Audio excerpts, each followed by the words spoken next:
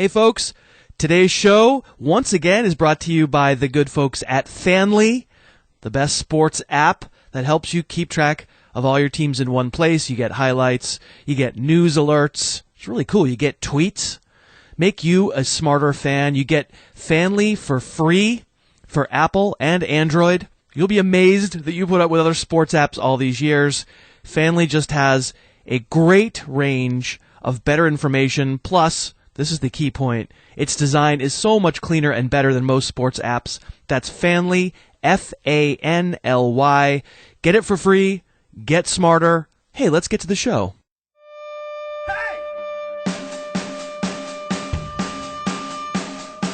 It's the Harris Football Podcast with your host, Christopher Harris.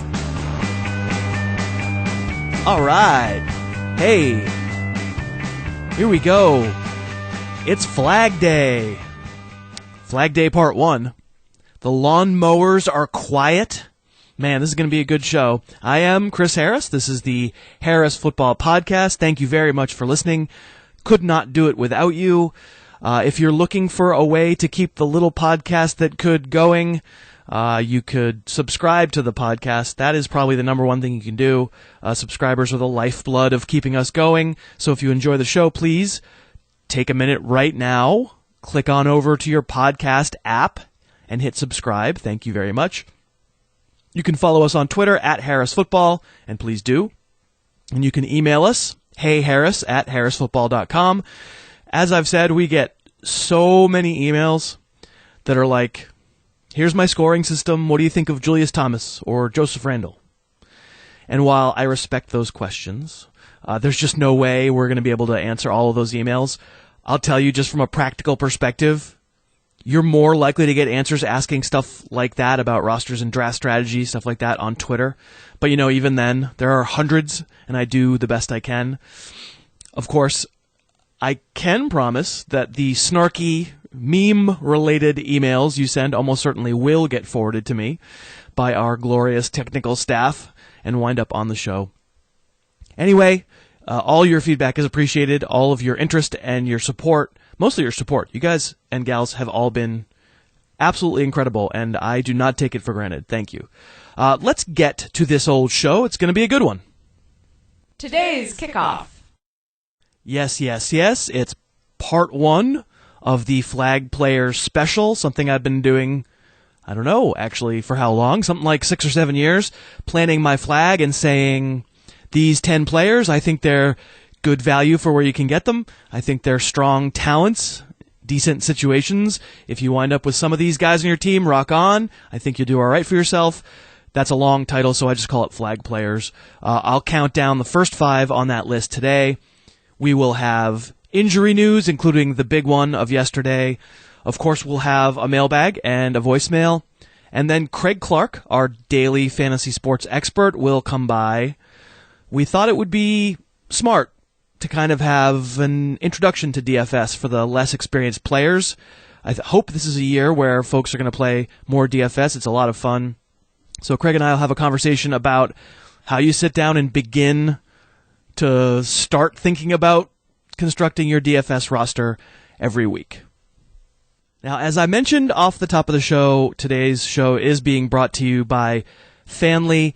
It's a terrific sports app that I hope you will give a shot to. I said this before, but when we made the decision that this is going to be an ads-based podcast, I was very adamant that if and when we took on sports products or technology products, that I had to try them out and I had to believe in them.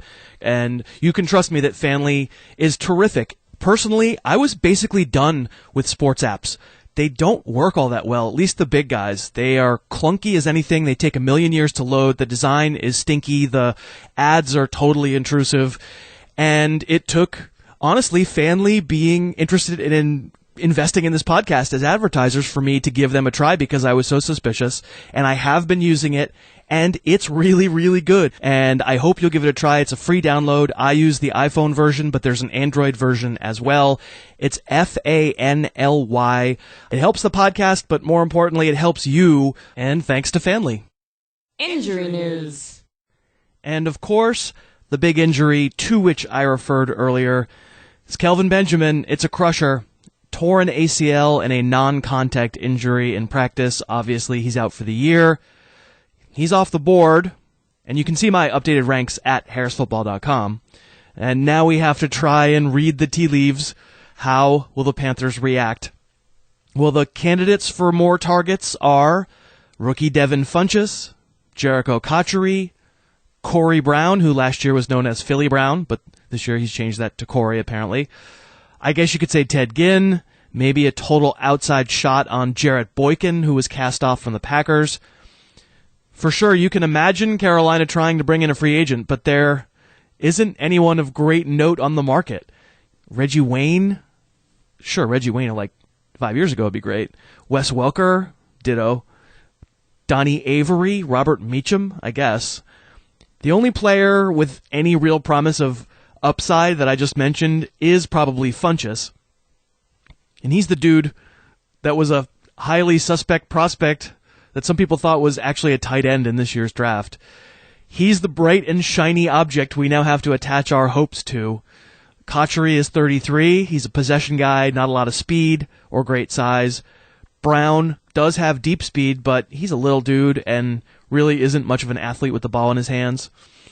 Funchess is 6'4", 225, so at least theoretically he can be the same sort of security blanket and end zone weapon that Benjamin was. In fact, the biggest criticism of the Panthers taking Funchess in the draft was he's too much like Benjamin.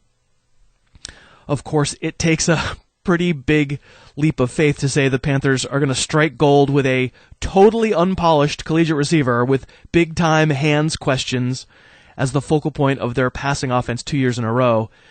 But I pushed Funchess up to number 37 on my receiver list and just inside my top 100 overall. I guess he's like an 8th or 9th round flyer now, as opposed to, the 4th or 5th rounder that Benjamin would have been. Maybe even, I don't know about 5th, maybe like 3rd or 4th. But Funchess is the one I'd be targeting. In deeper leagues, I guess taking a shot on Cotchery, or more likely on Corey/Philly Brown.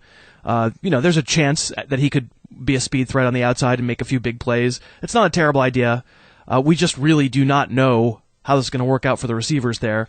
I did downgrade Cam Newton a couple spots on my quarterback list and a round on my overall list.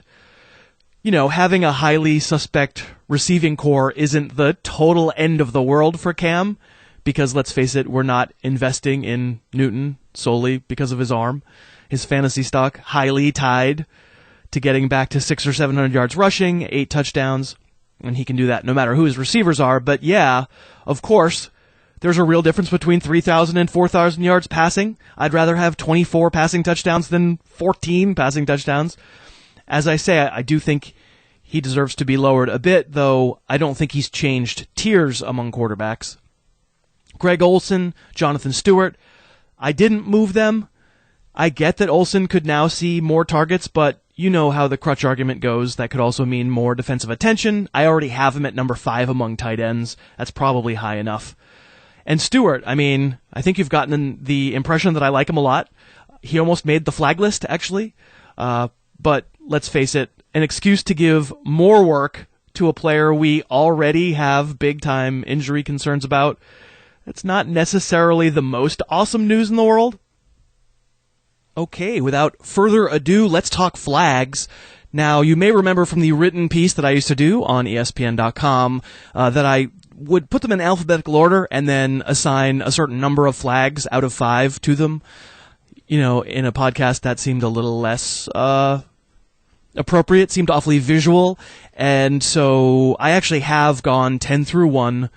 I'm not sure exactly what being number 10 means compared to being number 1. I guess my level of excitement about them, but I do think this is a list that's less about, wow, these guys are automatically going to win your league. They're huge breakout players. This is about a combination of all things I talked off the top about, value and talent and opportunity, ADP, all that stuff. And so, I tried to order them roughly, but take it with a grain of salt. I like all 10 guys fine. So let's start with number 10, and it's Brashad Perriman, the rookie receiver in Baltimore. Certainly one of the more talked about players on this podcast. The role that seemingly awaited him, it seemed really big. here's this kid whose physical tools people compare to Julio Jones, and he goes in the first round to a Ravens team that lost Torrey Smith and has Steve Smith at 36 years old as the only veteran there. But as you know, Perriman, not such a healthy guy, knee swelling all camp long. Fortunately, an MRI came back negative, but he's barely got on the practice field. Being realistic, it seems pretty unlikely to me that he gets right into the offense in the next few weeks, and, the chemistry is perfect with Joe Flacco, and he's ready to be a fantasy force in week 1. I don't think that's going to happen, and I'm not basing my selection here on that, but that's actually okay with me because the price is now maybe a little bit artificially depressed. You can get Perriman in the 10th round of a 12-team draft. I think that's a chance worth taking as a stash. Steve Smith could start the year with a bang again, but I don't trust him to stay strong for long. You've got Kamar Aiken and Marlon Brown, and I have no doubt in the world that one of those guys will score a couple touchdowns early and get everyone super excited. But, Marlon Brown's an interesting player. He's very big, and he can score a bunch of touchdowns with the opportunity, but I don't think he's not the level of athlete that Perriman is. I think Perriman is the stalking horse on the outside, right? He's the guy I think we'll be talking about come November. I'm willing to stash him on my bench to find out. Number 9.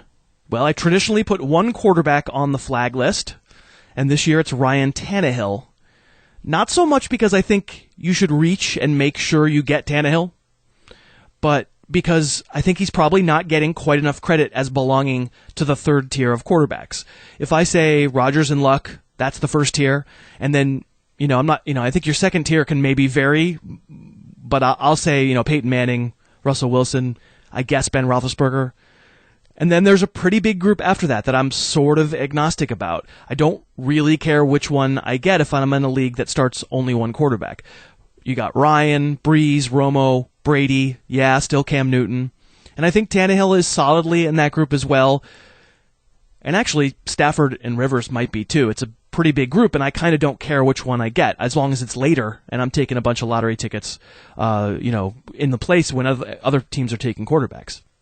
And I think Tannehill is being valued at least a couple rounds below most of these guys, except maybe Rivers. I think Rivers goes after Tannehill, but I think otherwise everyone I mentioned goes before him. I'm not sure I absolutely love Tannehill as a thrower.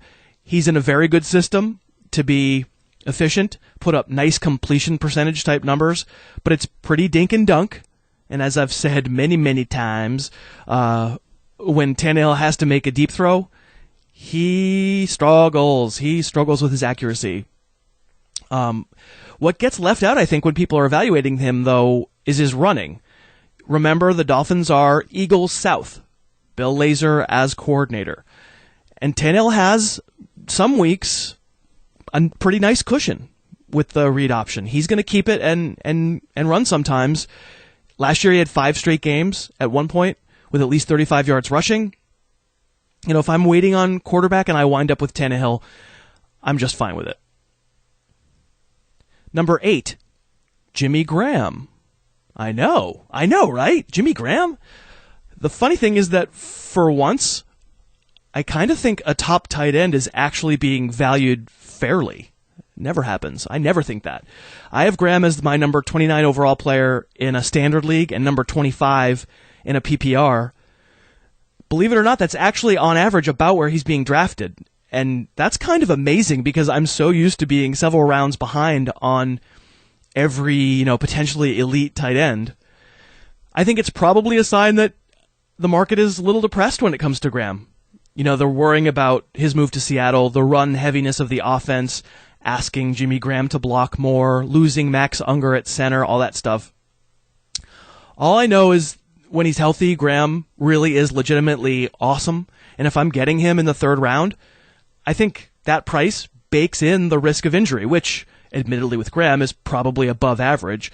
It's not like I'm advocating, oh yeah, your winning strategy is definitely to take a tight end in the 3rd round.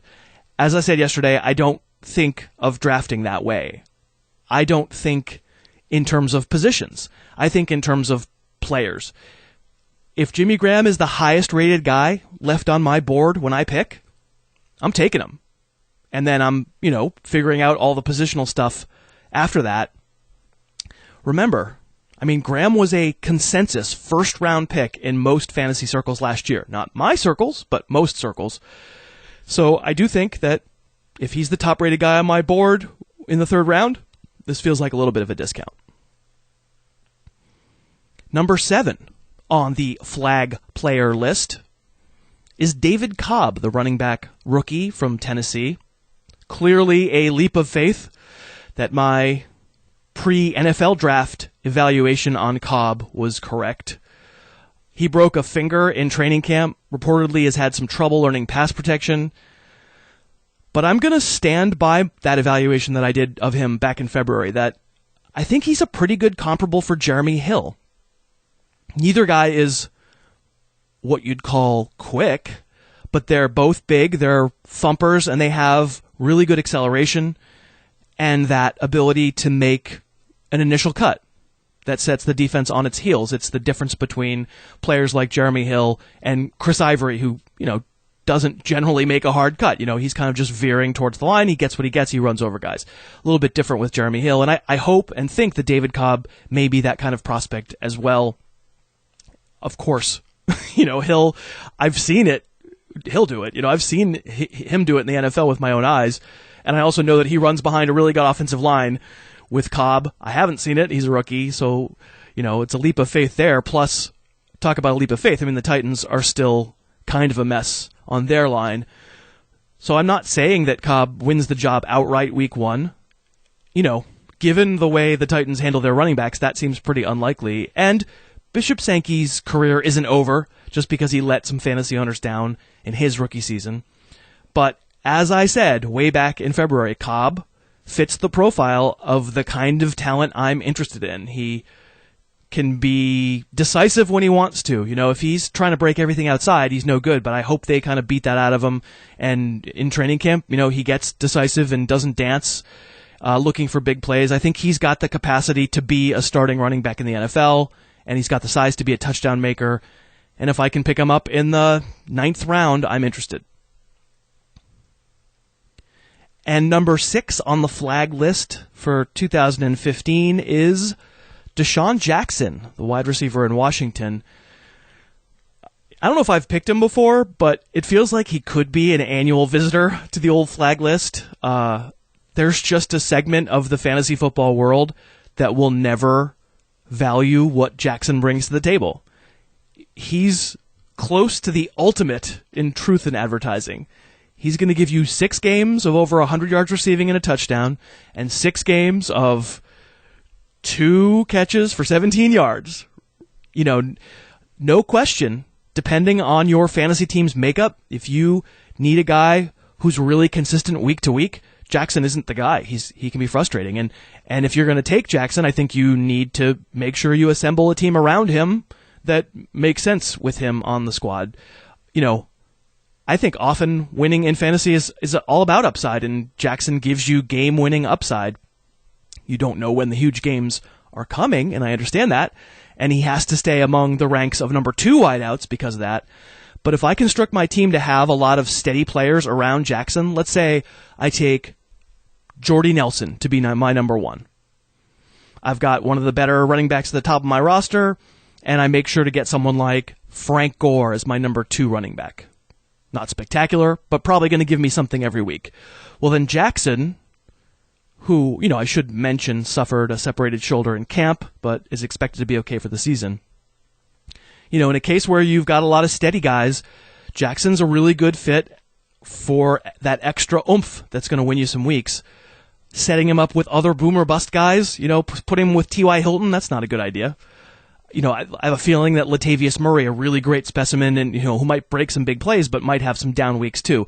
Maybe that's not a great guy to take with Deshaun Jackson. Roster construction matters when it comes to Djax, but he's a dangerous player. He's still maybe the fastest player in the league, and he can win you weeks. Time for the mailbag. Hi, so I'm looking at Chris Harris right now. I'm in the Starbucks. He's getting his drink. Oh, never mind. That's Brett Pitt. Sorry. Hi, my name is Phil. I'm from Bakersfield, and I'm pretty sure Christopher Harris is Banksy. Pretty sure. Had to go with 2 voicemails there, as we are getting a backlog, apparently. And I just want to note that I went from being a cheesecake with 2 blueberries on top to being Brad Pitt and Banksy. And I frankly like those comparisons slightly more, even if the former is more accurate. A tweet from Chris, who tweets at CESEN, at Harris Football, was spotted in a subway singing his own parody of the infamous No Doubt single Don't Speak. His version was Camp Speak. He has the voice of an angel. Jason Van Hoos tweets, at Harris Football, just saw you do a backflip off local city pool high dive. Swear you had Joik Bell trunks on. Got an email from PJ Walsh. Hey Harris, I was surprised to see you at a random Massachusetts gas station today asking the attendant for directions and whether you should start your draft RBRB, RBWR, or WRWR. Please stop asking that question. Thanks, PJ. A mail from Travis Buer. I probably messed that last name up. I'm sorry. Chris, I have a draft upcoming and wondered if I should go wide receiver, ARG, quarterback. Thanks for the great advice and daily podcast, Travis. A tweet from DJ Richlin at Harris Football. I'm thinking of going meat, condiment in the first 3 rounds of my 12-team sandwich draft. Is that sound? I like it. It's all in reference to my scolding of you yesterday. If you didn't hear that podcast, I didn't scold you that much, but I do encourage you to listen. A few more. Zach, who tweets at muscle_roller. Harris Football is a meme machine. Hashtag fart and sniffle. I did say fart and sniffle last podcast. P. Christian Swafford, who tweets at real gadfly. At Harris Football, yesterday I tweet you, today you use the word gadfly. Coincidence? I think not. By the way, I've decided to troll you, sort of. Hashtag big fan. I guess Gadfly is in his Twitter handle. I knew that. I totally knew that. I did not get an eye roll for Gadfly, I should mention. Finally, Josh Gill, who tweets from at _Josh_Gill. Pretty sure there have been more drops from Amber on the Harris Football Podcast in the past 2 weeks than all of the underground. And Josh indicates there is now an account you should be following at Amber's Drops. AMBERSDROPS at Amber's Drops. Clearly an important account for all of us to follow. Yeah, we get your point. Next topic. But seriously, gang, don't tick her off, okay? Can't do it. Today's guest. And today's guest is our DFS expert, Daily Fantasy Sports, Craig Clark. You can follow Craig on Twitter at PCClark59. Craig, thank you for being here. Thanks for having me. I, too, am recovering from a patellar tendon injury. Well, you and Victor Cruz, you, however, I am not taking any leagues. I think Victor Cruz, I often say, I'll take any player at the right price. Sorry, dude, there's no price. I would have a hard time taking him because my knee hurts. So, no, I'm saying you. Oh, at any price for me. Yeah. Yeah. I'm not even a $3,000 player. That's right. In DFS, you are not a $3,000 player. We're still a few weeks away from meaningful DFS action. Obviously, there are some folks out there who are playing the preseason, and I say that's actually kind of awesome, but I don't want you to, please don't lose your shirt before the real season starts. But, Craig, we thought we would have you on to start thinking maybe, theoretically about roster construction. A lot of folks have seen lots of ads for DraftKings and for FanDuel and are getting super psyched to get into this game. They play fantasy football, so they have a good sense about player evaluation, but maybe, it's a little intimidating to sit down and see every player in the NFL with a dollar value next to them. And so I thought maybe we would take folks step by step through how you start thinking about roster construction with the idea that, listen, there's no right way to do this. The right way is the winning way, and from week to week, it's tough to predict who's going to win. Exactly. But I thought, at least, for my own benefit as well, I play DFS, but don't always win, and feel like I know stuff about the NFL, so it'll help me as well. So, theoretically, What's the very first thing you do when you sit down and in any given week and start to think about roster construction? I look at the NFL schedule. Okay. First thing, I want the team that's going to score 40 points in the NFL, not necessarily the player that scores 40 points. I want him too. Right. But I want to figure out who is going to be that team. Yeah. And then I want to figure out what player I want from that team. Okay. And I may want many players from that team. If you can afford all the Denver players, that can be great. It's going to be a little hard. Yeah. But sometimes the running back might be cheap, like C.J. Anderson was last year. And maybe you can get most of the Denver players. So starting right away, the first thought that you have is, I'm looking at the schedule, finding the high-octane offenses that are in good situations. So you've written for our blog on harrisfootball.com already, so I have a sense of what teams you're looking at for week one, but let me see if I remember them. You like the Cowboys. Yeah. You like the Broncos. Packers? Packers I kind of like. Okay, not so much Packers, okay. They're on the second tier of liking. All right. Who else is on that first tier for week one? Those are the two teams. Okay. Giants are approaching it. Falcons are approaching it, and Packers a little bit less. Interesting. Okay, so we'll use week one as kind of a case study. So you've got these two teams that you're saying, all right, this is where I'm going to start with. I assume you're not necessarily going in saying, and this is where I have to spend all my money. Right. This is where I'm starting to construct my roster. Right. And so do you then think, okay, let me look at the big guys, let me look at the Peyton Mannings and the Des Bryants, or do you look at the entire card's worth of Broncos and Cowboys, or do you look at the cheap guys first? How do you start to think about who to pick first? I look at the big ticket items first. Okay. All right. I want the quarterback who's going to spread around the most to 40 points worth of scoring, and I want the position player that's going to be the best recipient of that. Okay. I like Dez. I like Dez better than anybody in this situation.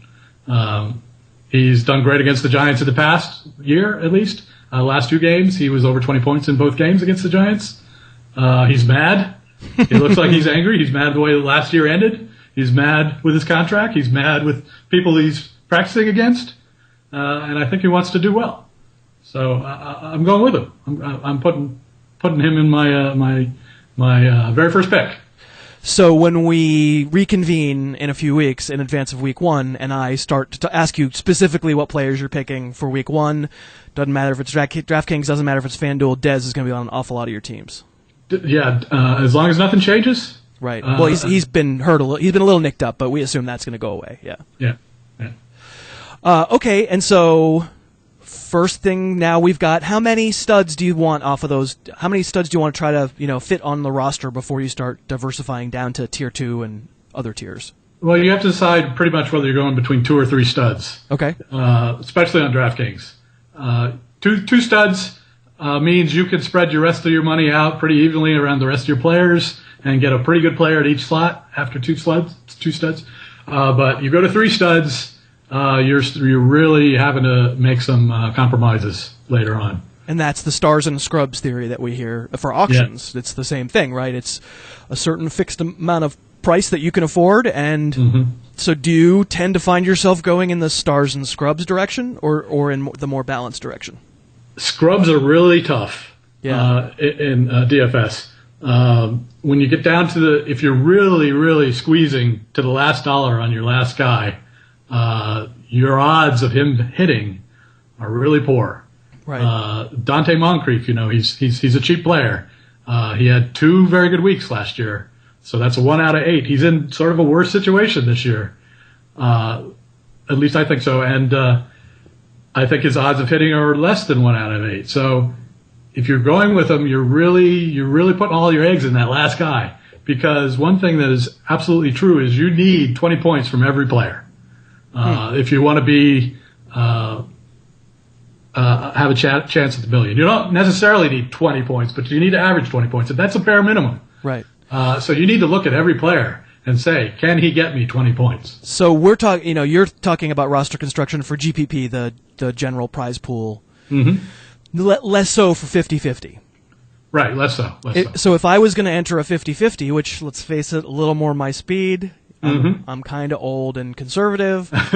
So if am I more or less likely in a 50-50, or let's just say any of the games where the odds are much more in your favor, it's not so skewed. Do you find it more likely to go stars and scrubs in those kinds of pools?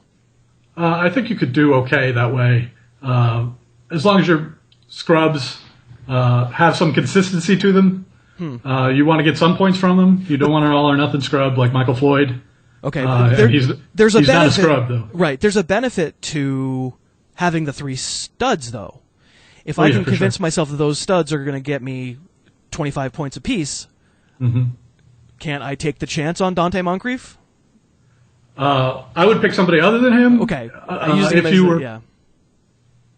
If you're going for a 50-50 type battle, I would want somebody with some consistency. Okay. But at a GPP, you're going to be picking somebody like Dante Moncrief. Week 1, I think there are some opportunities that won't be present in future weeks. But on the other weeks, you're often going to have to be really making some compromises there at that last guy. I mean, I don't want a 1 out of 15 shot with my last guy. In a 50-50, you're right. That seems like less desirable. You want the possibility of just getting something, because then a lot of the other people in the 50-50 are going to have the 1 in 15 shots. Yeah, that makes some sense. Okay, so we're constructing a roster. We've got. It sounds like often you have 2 studs from your tier 1 teams. Do you then look at tier 2 teams? Is that the next step? Yeah, I have biases of players I like. I mean, like all of us will have. I like Jarvis Landry. I like Jordan Matthews.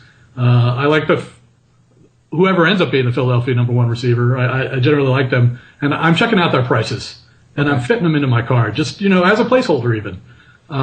To see how the salary sort of breaks down. I've got Dez there. I've got Peyton there. All right. So I put down, 2 players I like just traditionally. I put down Jarvis Landry and Jordan Matthews. And I see what kind of running backs now I can fit in. Or if you put in your running backs, what other kind of wide receivers you can fit in. And you just sort of look at the roster. And you want to make sure all your players can get points, and you want to make sure all your players or at least a few of your players can get big points. Yeah, that's my thing. Like, I get that this is not all science. There's a lot of art to this. But I'm trying to imagine, the card, sitting in front of the card, and trying to decide theoretically what do I want. Let's say I'm in a GPP. I'm trying to be in the top, very, very tippity top percentage, and I'm filling, like you're saying, I'm filling in. It sounds like you're saying with a bias towards those tier 2 offenses, if I can, and then a bias toward probably players that I just have biases towards. For GPP, am I looking for differentiators? I mean, we talked about this a couple weeks ago. Am I looking for players that I think most entries won't have?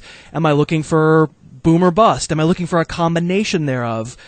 I get that you can't give me a rock-solid answer because it's not science. There's art to it, too, but just put me in the headspace of the kinds of decisions I should be guiding myself towards. I typically don't think about what other people are going to do. Yeah. I want the highest amount of points I can get. You win by not differentiating yourself from the herd. You win by how many points you get.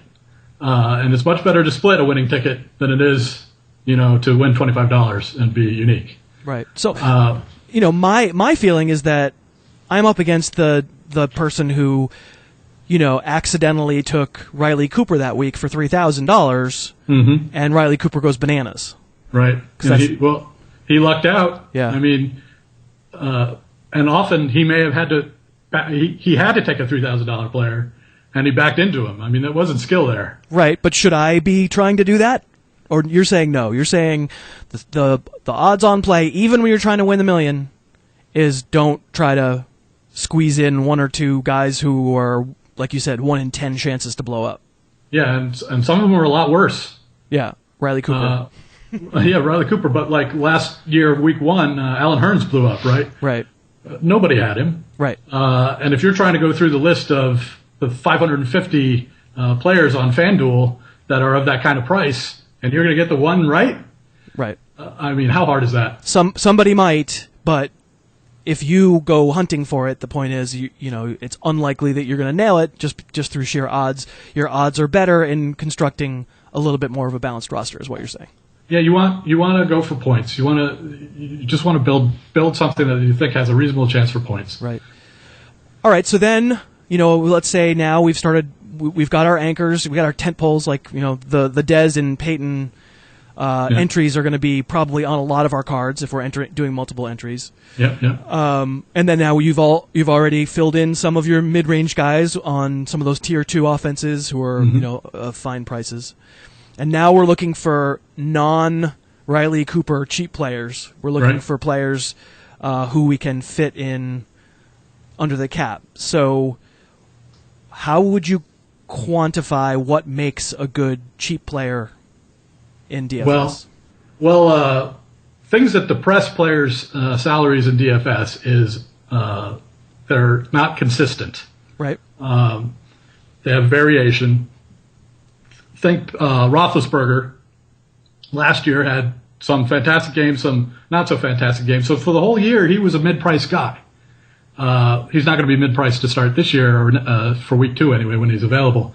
But you want to look at somebody like a Michael Floyd, who has some variation, and this is for the GPP, where he did well at the beginning of the year when he had Palmer. He's hurt and probably not going to play in week 1, so don't take him. But that kind of player. But that kind of player, you want to make excuses for why he did bad. And we're all good at that. Yeah. Yeah, and he might have a chance a couple times at home with Carson Palmer to do okay. Right. So you're looking for variation, and also you're looking for things that are artificially cheap. Week 1 has a lot of that. Yeah. And we'll talk about specific players that are artificially cheap when we do our week 1 preview for DFS. We're not going to get into the specifics right now, but you know, you're going to say that they're artificially cheap because whatever algorithm the DraftKings and FanDuel are using aren't accounting for what we know in the universe, which is somebody's a new starter, somebody's left the team, that kind of thing. Right. Especially at running backs. They happen at running backs quite a bit. You can find them every week almost. Doesn't mean you're going to hit. Jeremy Hills don't come along all the time. Right. Alfred Blues come along more often. You know, so you end up with 8 points out of Alfred Blue. You're like, wow, you know, Foster would have gotten me 25 points. Why did I only get 8? Right. So he's not as good. So talk to me a little bit about the differences between assembling a team on the 2 big guys, on DraftKings and on FanDuel. Do you find it's a sort of a different game on each of them? Yeah, I do actually. DraftKings is a full point per reception. Right. And FanDuel is a half point per reception. Right. DraftKings has a flex. FanDuel has a kicker. So there's more interesting things you could do with the flex. Like we talked about how a running back can be artificially cheap. So you could find an artificially cheap running back to put in your flex who doesn't catch any receptions. Or you could go for somebody a little more of a reach who might get some receptions. So I like to go with the wide receiver at the flex, but I can definitely see why people get running backs at the flex. So you have to make that decision because you're really very often you're squeezing every dollar on DraftKings to just get something in that slot. Yeah, I think by the end of last year, I don't think I ever used a running back at flex. I think it was always wide receiver for exactly the reason you're saying. Yeah, so you want the receptions. You want running backs to get receptions in DraftKings. And they're not necessarily priced. C.J. Anderson, gets some nice receptions, but he's not priced as high as some running backs that don't. So. Right. You're talking really the C.J. Anderson of last year, obviously. Yeah, of last year. Yeah, this year he's going to be one of the more expensive guys in the league. You were talking to me just sort of like as a good test case for the differences between the two sites. Yeah. One of my guys, John Brown, you were saying how, in one of the two sites he's super palatable, and the other one is like, I'm kind of going to stay away. Yeah, exactly. On DraftKings, Michael Floyd is 5,700. Fitzgerald is 5,500. Brown is 4,500. So he's significantly cheaper. On FanDuel, Floyd is 6,100. Fitz is 6,000, and Brown is 6,000. They're about identical priced between the three receivers. Brown's a nice price on DraftKings. Yeah. So when I talked earlier about keeping some of your players the same, if you do one on each, I would not be keeping my players all the same here. I never meant all the same, but I would take Brown on DraftKings and I would not take him on FanDuel. Right. So that your cards on the two separate sites are really different because just relatively speaking, just the hierarchy of dollar values is way different. I totally get that. Although I'm guessing that if you were going to do multiple cards on each site, your tent poles probably would be your tent poles on both. Yes. Yeah.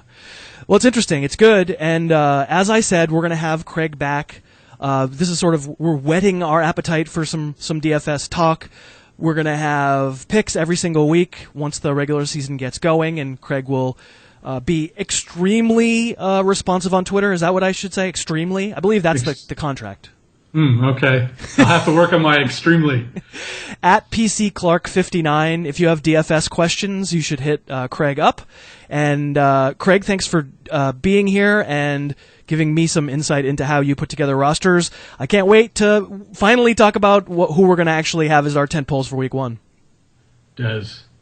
No. All right, we'll talk to you soon. All right, thank you for having me, man. And that is our show for a Thursday. Thank you very much for listening. As always, the little podcast that could not do it without you.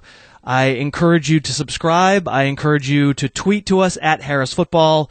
We have some player videos. You can check those out on YouTube. Go to harrisfootball.com for links. You guys and gals are literally the best, and I'm in your debt. What else can I say? Thanks again, and remember, flag players 5 through 1 come on tomorrow's show. That's a Friday. I will talk to you then. Have a great day. The Harris Football Podcast's opening theme is Under the Gun by Apex Manor. The end theme is Tooth and Claw by OU Villain. Subscribe to the Harris Football Podcast on iTunes and never miss an episode.